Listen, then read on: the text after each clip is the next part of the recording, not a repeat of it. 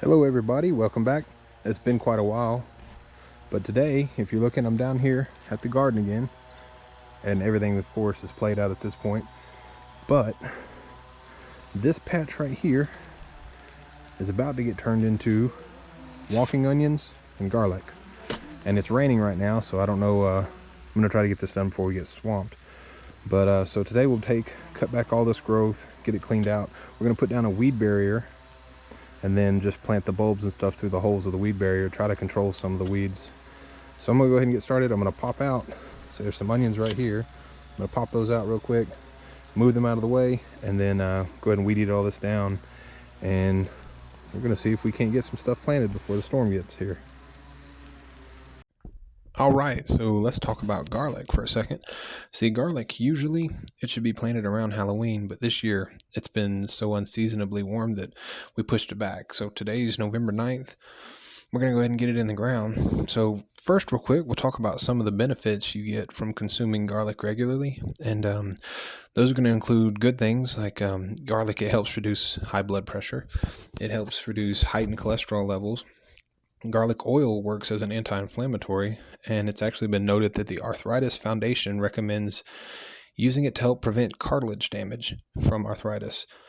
Raw garlic in your diet can help with digestion and improves intestinal health. And also, if you're antisocial, if you use a lot of garlic in your diet, you can shorten the amount of time company will stay when they're visiting you. But anyway, the list of benefits, it's actually a whole lot larger than I have time to cover. So you can go online. There's countless websites, articles, and videos that really dive into everything that you can gain.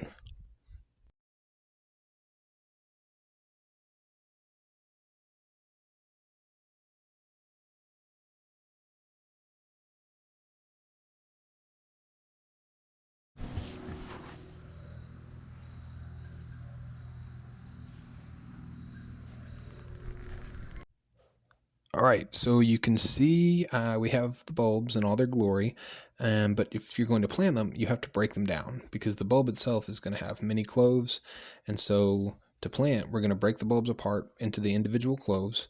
And so in here in a minute, you're going to see that there are two different kinds of garlic we're doing. The larger garlic are soft neck, and these smaller ones that have the tall stems, those are the hard neck.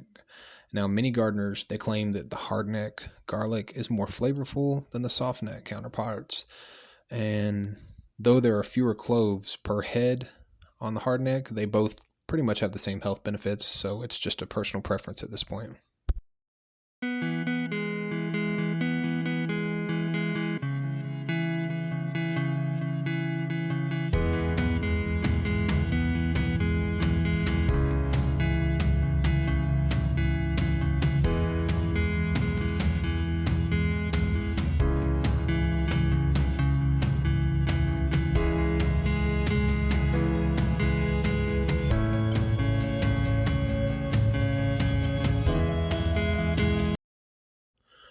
All right, so let's talk about preparing the garlic before you plant it. We'll talk about planting it in a minute, of course. So when it comes to choosing your garlic that you're going to plant, you're going to want to shop at local farmers markets or know a local grower, or there are several catalogs that you can order garlic from. Now, garlic that you buy from your produce sections at Walmart or whichever supermarket that you choose has been irradiated, and that delays its growth. Because of this, it's not ideal to try to grow with it. Also, most garlic sold in supermarkets in the U.S. was actually grown in China and imported, and sadly, some investigation into their growing practices have uncovered really dangerous fertilizer use.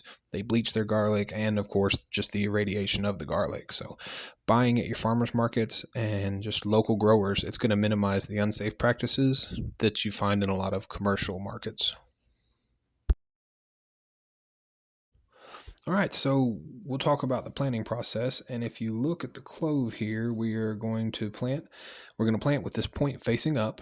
And when you're planting, you want to plant the clove at a depth of its own length, if not just a little deeper. So an easy example is if your clove's an inch long, it should be planted at a depth of 1 inch to 1.5 inches, give or take. So here, we're going to go ahead and plant everything in one big long sweep. After that, we come back across the top with a soil just to fill in all the holes because you don't want to pack this down. Just a nice soil right over the top. And then at the very end, we're going to be spreading a bunch of grass trimmings that had started to break down over here at the compost. You can also use wheat straw, and we may still go back across the top of this with some wheat straw, but just didn't have any available today. But that's basically the planting process. We're going to run through it and then head towards the end of the video. Go ahead and sign off and just say thank you to everybody for coming back. I know it's been a little while.